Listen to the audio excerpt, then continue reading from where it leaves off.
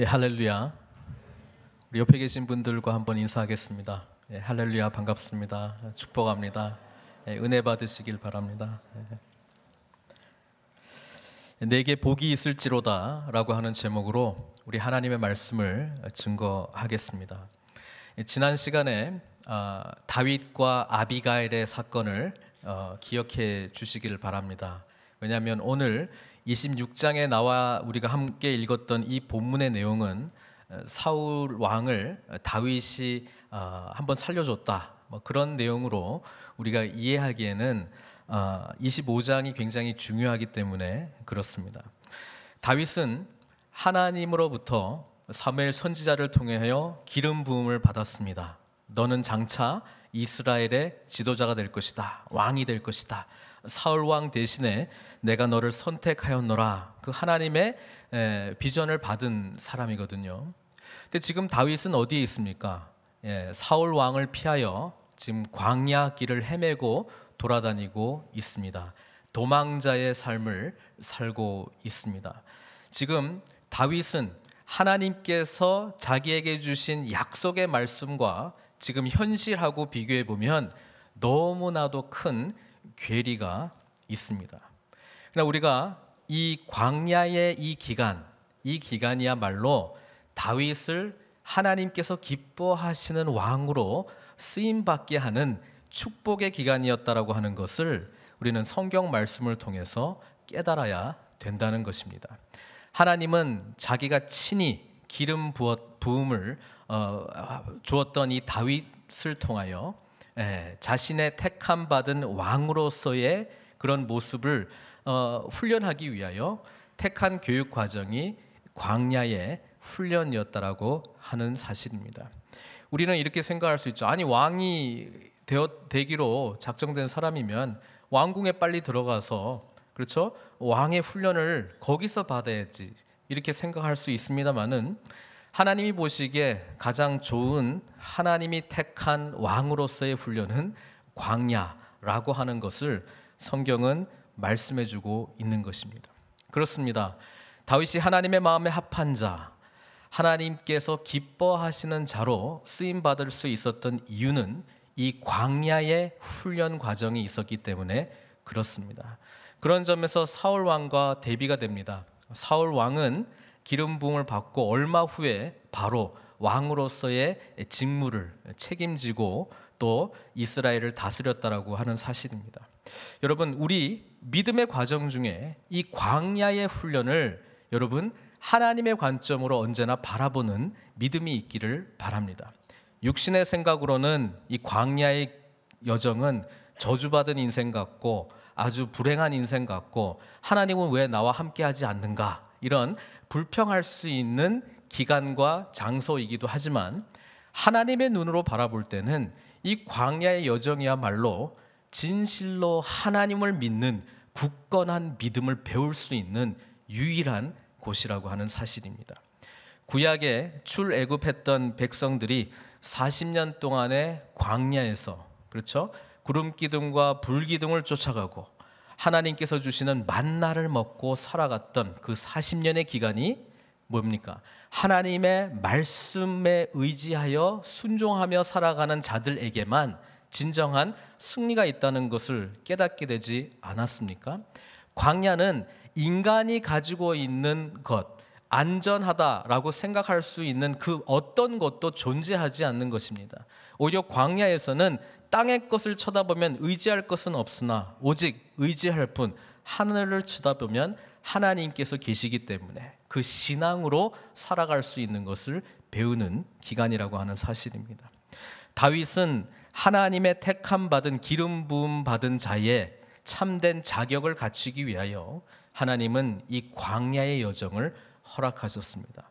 이 광야의 여정 가운데 많은 훈련들이 있습니다만은 지난주에 다윗과 아비가일과 있었던 사건과 오늘 26장에 읽었던 이 사건을 연결시키고자 합니다. 왜냐하면 우리 사무엘상을 혹시 쭉 읽어오시는 분들은 이거 어디서 많이 읽어본 내용인데 라고 생각할 수도 있습니다. 사무엘상 24장과 너무나 흡사합니다. 24장 25장, 26장. 25장은 다윗과 아비가일, 26장은 오늘 본문, 24장은 읽지는 않았습니다만은 오늘과 너무나도 흡사한 내용입니다. 너무 흡사해서 제가 비교했습니다. 구구절절히 다 비교를 했는데 오늘 제가 다 소개할 수는 없고요. 관심 있는 분들은 제가 다 정리했으니까 달라고 하면 제가 나눠드릴게요. 네. 일단 공통점이 있고 차이점이 있습니다. 24장과 26장은요. 둘 다 다윗이 사울을 죽일 수 있는 절호의 찬스가 주어졌음에도 불구하고 다윗은 사울을 살려주는 내용입니다. 24장은 엔게디 광야 굴에서 일어난 사건이고 오늘 26장은 하길라 산에서 일어났던 사건입니다. 둘 다 사울이 누군가로부터 다윗이 여기 있습니다 라고 하는 첩보를 듣고 3,000명의 군대를 이끌고 다윗 한 사람을 잡기 위해서 출동했다. 성경은 그렇게 기록을 하고 있습니다. 둘 다 다윗이 내가 하나님의 기름 부음 받은 자를 내가 칠 수 없다. 그 내용이 똑같이 나오고 있습니다. 두 본문 다 24장에서는 다윗의 사람들이 오늘 이것은 하나님께서 당신에게 주신 절호의 기회가 아닌가라고 이야기를 했고 오늘 우리가 읽었던 본문의 말씀 속에서도 아비새가 다윗에게 8절 말씀에 하나님이 오늘 당신의 원수를 당신의 손에 넘기셨나이다. 똑같은 이야기를 한다라고 하는 사실입니다. 24장에서는 사울이 용변을 보기 위해서 굴에 잠깐 들어왔었는데 그때 다윗이 사울을 죽이지 않고 사울의 그 옷자락을 벤 그런 내용이 있고 오늘 본문에서는 사울 왕이 자고 있을 때에 창과 물병을 가져온 것으로 그런 차이점이 있습니다. 너무나도 유사해서 성서학자들은 한 가지 사건인데 이렇게 두 개로 기록된 거 아니겠는가라고 이야기할 수 있습니다만은 반면에 차이점도 너무나도 극명하게 나타나 있습니다. 그 차이점을 보면서 왜 25장의 내용이 중요한지 제가 말씀을 드리려고 합니다. 가장 큰 차이점은 이렇습니다. 24장에서는 다윗이 자발적으로 사울 왕을 찾아가지 않았습니다. 다윗은 자신들과 함께 있었던 사람들과 함께 굴에 숨어 있었는데 우연하게도 사울 왕이 용변을 보기 위해서 그 굴에 들어왔다는 것이죠. 그러니까 다윗이 적극적으로 했던 사건이라기보다는 주어진 사건이었습니다. 그게 하나 크고요. 반면에 26장은요. 사울이 3,000명의 군대를 데리고 다윗을 찾아왔습니다. 다윗은 정탐들을 보내가지고 사울이 자기를 잡으려고 왔다. 그것을 알게 됩니다. 그리고 아비새와 함께 어떻게 합니까? 사울이 있던 진영에 들어갑니다. 이거 앞에 본문은 사울이 그냥 우연히 들어와서 마주친 내용이라면 오늘 본문은 다윗이 내가 작정하고 한 사람 데리고 들어가겠다. 계획하고 들어갔습니다. 그리고 26장에서 창과 물병을 다윗이 가져오라고 시켰습니다. 그래서 가져왔죠. 근데 24장에서는 그 겉옷자락을 벤 사건이 있는데 한 가지 성경 말씀에 기록되어 있는 특징적인 내용이 있습니다. 그게 24장 5절입니다. 이 겉옷을 째면서 다윗의 반응이 기록되어 있는데 그걸 제가 읽어드리겠습니다. 사무엘상 24장 5절입니다. 그리한 후에 옷을 벤 후에 사울의 옷자락 뱀으로 말미암아 다윗이 어떻게 됐다고요? 마음이 찔렸다 이렇게 기록하고 있습니다. 26장에는 아무리 두 눈 뜨고 읽어봐도요 다윗이 마음이 찔렸다 뭔가 양심의 어떤 가책을 느꼈다라고 하는 기록이 나와 있지 않습니다. 다윗은 자기가 26장에서는 정확하게 사울 진영에 들어갈 것이고 사울을 반드시 죽이지 않을 것이고 뭔가 기념품을 가져올 것이다라고 계획했다라고 하는 이야기입니다. 양심에 꺼리 끼는 것이 하나도 없었습니다. 24장에 다윗이 사울을 겉옷자락만 자르고 살려줬던 내용에서 왜 마음이 찔렸을까요? 왜 마음이 찔렸을까요? 그가 사울을 죽인 것도 아니고 그렇죠? 저는 이 본문에 깊은 생각을 좀 하게 되었습니다. 그리고 이제 24장과 26장에 비슷한데 조금 차이가 난 이 본문 사이에 25장, 다윗과 나발, 그리고 나발을 죽이려고 했던 다윗, 그리고 그것을 저지했던 아비가일의 이야기가 어떤 의미로 우리에게 주어지는지 생각해 보게 되었습니다. 어떤 의미입니까? 24장에서 다윗은 이 겉옷자락을 자르면서도 마음속에 사울을 죽이고자 하는 마음이 여전히 존재하고 있었다는 거예요. 하나님의 기름 부음 받은 자를 살인해서는 안 된다라고 이야기를 하면서도 마음속에는 정말 죽이고 싶은 마음이 가득했습니다. 그러나 이것을 제어했습니다. 어떤 힘으로요? 인간적인 힘으로 제어했다는 겁니다. 여러분, 우리가 하나님의 말씀이 있는데요, 그것을 해야 되는 거 알고 있는데 억지로 끼워 맞춰서 할 때는요, 늘 마음에 불편함이 있다는 거예요. 왜? 내가 하기 때문에 그렇습니다. 사랑해야지. 아유, 사랑해야지. 안 돼요. 근데 사랑하는 척이라도 해야지, 그러면. 그렇죠? 그래서 사랑의 행위를 우리가 보여준다 할지라도 마음속에 꺼림직한 거예요. 하나님 앞에 참으로 내가 진짜 사랑했나 느낄 만큼 뭔가 부족함이 있다는 거예요. 하나님께 순종해야지. 하나님께서 이것을 원하시고 계셔. 하나님의 기뻐하시는 일들이야. 알고 해요. 그런데 억지로 해요. 남이 보기에는 참 대단합니다. 속에서는 부글부글 끓는 상태에서 그 일을 합니다. 표정 관리 잘하고요. 남들이 눈치채지 못하게. 그러나 마음속에는 그냥 하기 싫은 마음들이 가득한 거예요.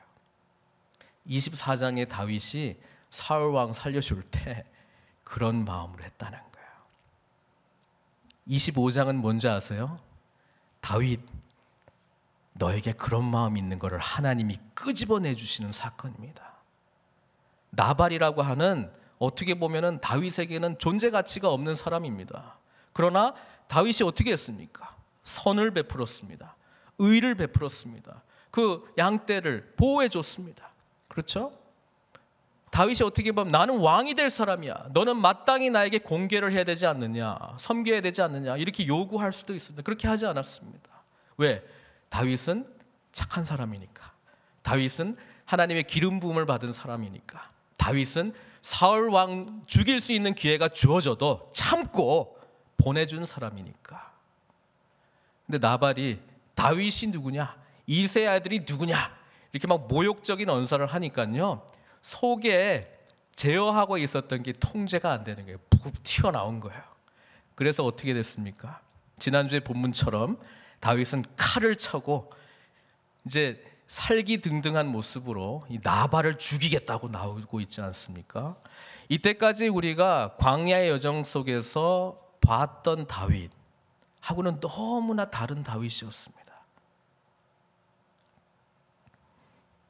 다윗이 태어날 때부터 착한 게 아니고요, 하나님을 의지했기 때문에 그의 삶에 하나님의 선하심이 반영되어 나타났던 것입니다. 우리가 우리의 의로, 우리의 노력으로 하나님의 말씀에 순종해야지, 지켜야지, 이런 접근을 하기 시작할 때 하나님이 깨닫게 해주시는 게 뭐냐면, 너의 힘으로는 결코 할 수 없다는 것을 깨닫게 해 주십니다. 그게 25장 사건입니다. 사울은 자기 속에 살기가 있다는 것을 발견했습니다. 사울은 자기를 모욕하고 자존심을 깎아내리는 저 나발 같은 존재를 내가 죽여야지 하면서 모든 군대를 동원해서 나아갔습니다. 하나님이 보이지 않았습니다. 하나님의 비전이 보이지 않았습니다. 하나님의 싸움을 위하여 싸워야 할 이 칼이 자신의 육신의 욕망과 복수심에 가득한 도구로 전락되었다라고 하는 것이죠. 지난 25장에 누가 등장합니까? 아비가일이 등장합니다. 이 아비가일을 통하여 하나님의 말씀이 증거되었습니다. 여러분, 오늘 그 아비가일의 말씀을 다시 한번 봐야지 26장이 더 분명하게 이해되기 때문에 다시 한번 봤으면 좋겠습니다. 이 아비가일이 나발의 아내였는데요, 이렇게 25장 26절에 이렇게 이야기를 하고 있습니다. 다시 한번 곰곰이 곱씹으셨으면 좋겠습니다. 제가 읽겠습니다. 내 주여, 아비가일이 다윗에게 하는 말이에요. 여호와께서 살아계심을 두고 맹세하노니 내 주도 살아계시거니와 내 주의 손으로 피를 흘려 친히 보복하시는 일을 여호와께서 막으셨으니 내 주의 원수들과 내 주를 해하려 하는 자들은 나발과 같이 되기를 원하나이다. 나발의 뜻이 뭐라고요? 어리석은 자라 그랬죠. 오늘 사울이 다윗과 이야기할 때에 내가 어리석었도다, 내가 나발이었도다, 이 고백을 합니다. 그 다음에 28절에요 이렇게 이야기합니다. 주의 여종의 허물을 용서하여 주옵소서. 여호와께서 반드시 내 주를 위하여 든든한 집을 세우시리니. 여러분, 지금 살기등등한 다윗, 복수심에 가득했던 다윗, 육신의 정욕에 의하여 이끌림 받았던 다윗에게 이 아비가일이 했던 것은 뭐냐면, 다윗이 누구인지, 하나님이 누구이신지 하나님의 비전으로 다시 그 시각을 재조명하게 해 주었다라고 하는 사실입니다. 여호와께서 반드시 내 주를 위하여 든든한 집을 세우시리니 이는 내 주께서 여호와의 싸움을 싸우시며. 다윗, 당신은 여호와의 싸움을 싸우는 사람입니다.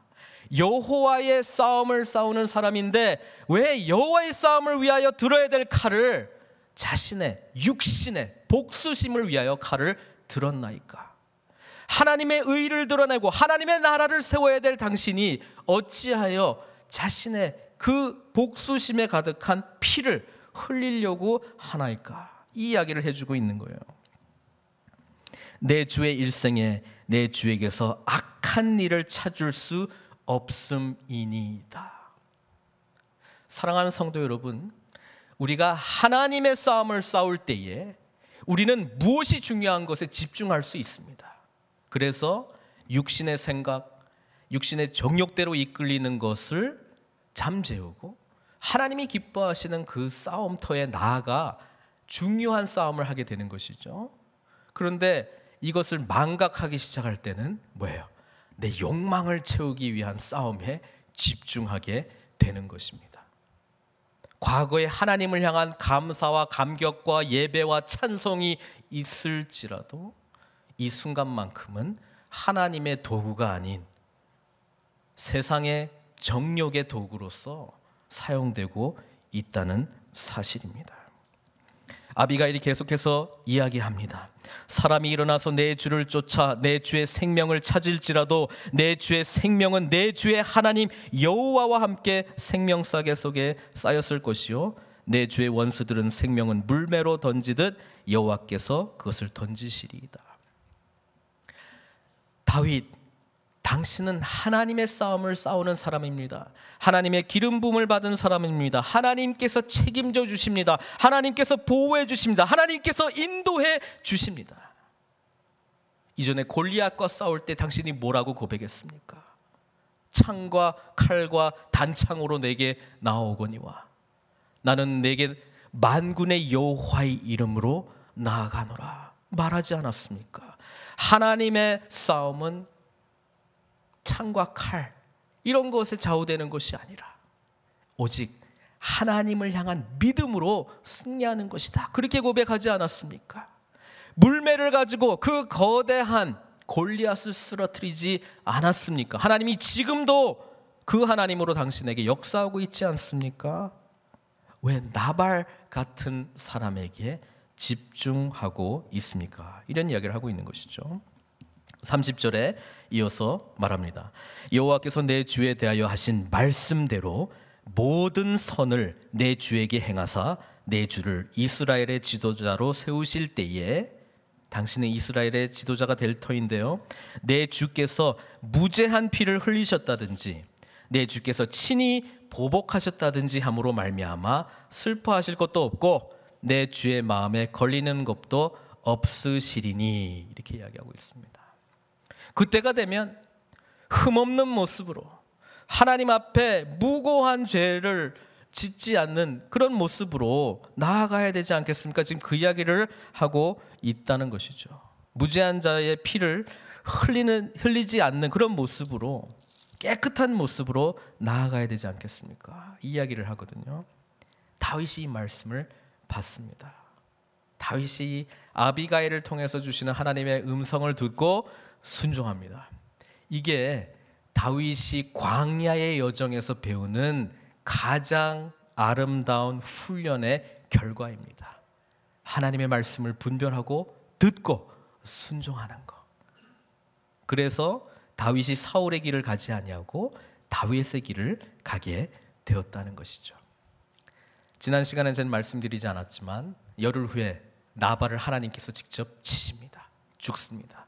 그리고 이 아비가일, 하나님의 말씀을 전해준 아비가일과 다윗은 결혼하게 됩니다. 아내로 삼습니다. 그 의미가 상징하는 것이 있죠. 이제 다윗은 자신의 욕망, 생각, 육신의 생각대로 살아가지 아니하고 하나님의 말씀과 결혼 언약을 맺으며 이제는 그 말씀을 듣고 내가 살아가겠습니다. 그것을 상징적으로 말해주고 있지 않습니까?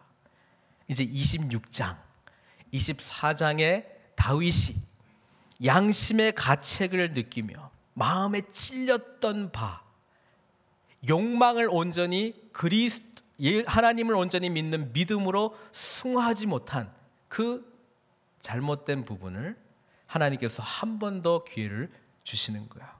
이때 다윗의 행보는 아주 적극적이라고 하는 것을 알게 됩니다. 적극적으로 정탐들을 보냅니다. 사울의 군대가 어디에 진쳤는지 알게 됩니다. 그리고 용맹스럽게도 지금 3,000명대 다윗을 따르는 사람들이 600명이잖아요. 5대1, 이 수적으로도 불리한 상황 가운데서도 다윗은 사울의 진영 한복판에 아비새를 데리고 들어간다는 것이죠. 그리고 그곳에서 하나님께서 사람들을 깊이 잠들게 하였다. 성경은 그렇게 기록하고 있는데 사울의 옆에 뭘 가져옵니까? 창과 물병을 가져옵니다. 여러분, 창과 물병이 우리들에게 뭘 말씀해주고 있습니까? 사울 왕은 창으로 하나님의 나라를, 아니 자신의 왕국을 정복하려고 했습니다. 물병을 의지하며 광야에서 살아갈 수 있다고 생각했습니다. 다윗은 그 두 개를 뺏어옵니다.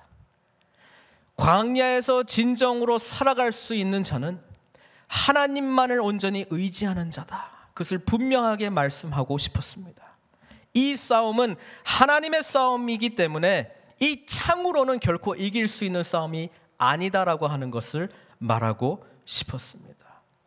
이 광야에서 이 물병 가지고 네가 존재하고 안전하다 생각할 수 있을지 모르겠으나 그것이 아니고 참된 생수의 근원이 되시는 하나님을 의지할 때만 온전히 살아갈 수 있노라. 그것을 사울에게 또 모든 사람들에게 말해주고 있는 것입니다. 그런 점에서 하나님의 나라는 창으로, 칼로, 무기로, 폭력으로 세워지는 나라가 결코 아니라는 것을 다윗이 고백하고 있는 것이죠. 하나님의 나라는 어떻게 세워집니까? 참된 왕이 되신, 참된 그리스도 되신, 참된 기름 부음 받은 자 예수 그리스도를 온전히 믿음으로 말미암아 세워지는 나라라고 하는 것입니다. 하나님 나라의 특징은 힘과 권력이 아니라 사랑과 섬김과 용서와 용납이라고 하는 것을 우리 주님께서 이 땅에 사시면서 우리들에게 말씀해 주고 있지 않습니까? 다윗이 앞으로 오실 그리스도의 나라, 메시아의 나라에 대한 그림자적인 이미지를 우리에게 보여준다면 이때까지 모든 권력자들이 걸었던 길과는 다른 길을 보여줘야 되지 않았겠습니까?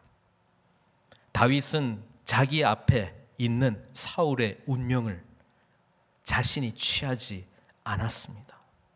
다윗은 이 세상의 방식대로 하나님의 나라를 세우려고 하지 않았습니다. 하나님의 나라는 오직 믿음으로 세워지는 나라이고 하나님의 나라를 세우는 자에게서 나타나는 모습은 사랑과 용서와 용납이라고 하는 것을 다윗은 알려주고 싶었던 것입니다. 그래서 사울을 한 번 더 살려줍니다. 그리고 광야의 여정은 종지부를 찍는 것이 아니라 더 길어졌습니다. 우리가 보기에는 야, 그때 끝냈으면 좋지 않은가? 그때 끝내고 빨리 너의 나라를 세우면 되지 않는가? 생각해 보십시오. 이것 역시 우리 주 예수 그리스도께서 광야에서 사단에게 받았던 유혹 아닙니까? 십자가의 길 굳이 갈 필요 뭐 있냐? 지금 나에게 절하면 이 나라를 너에게 주노라. 지금 시작해라 라고 말했던 이 유혹에 예수 그리스도께서는 넘어가지 않았습니다.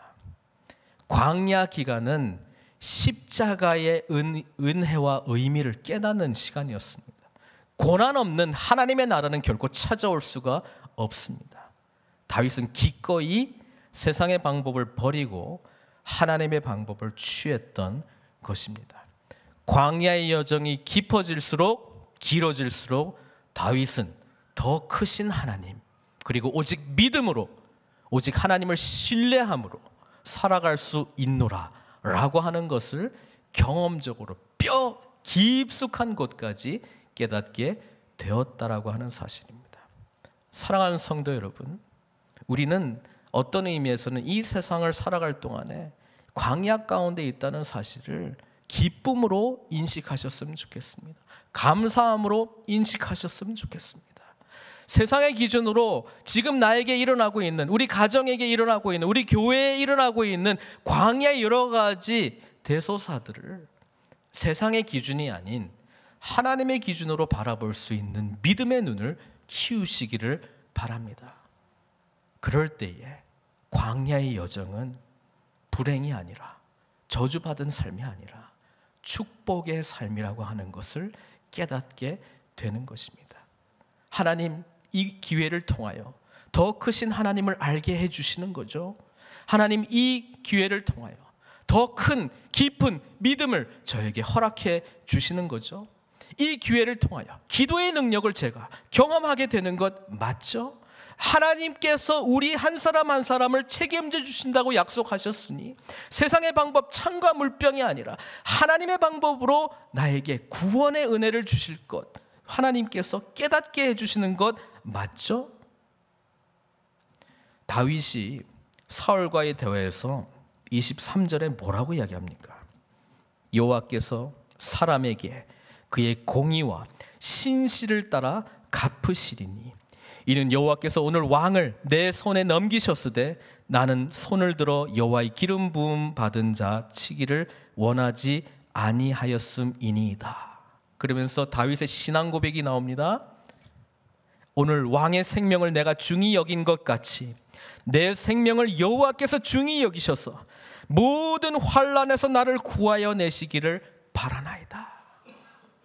분명한 신앙 고백, 나를 지키시고 끝까지 약속하신 바를 이루시는 그 하나님에 대한 분명한 신앙 고백적인 사건으로 이 사건을 마무리하고 있다는 것입니다.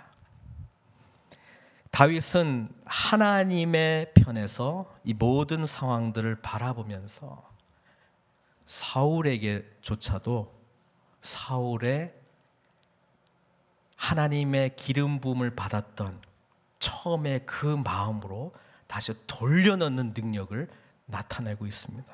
왜 그렇습니까? 21절에 사울이 다윗의 이야기를 쭉 들으면서요, 내가 범죄하였도다, 이 고백까지 하게 만들어요.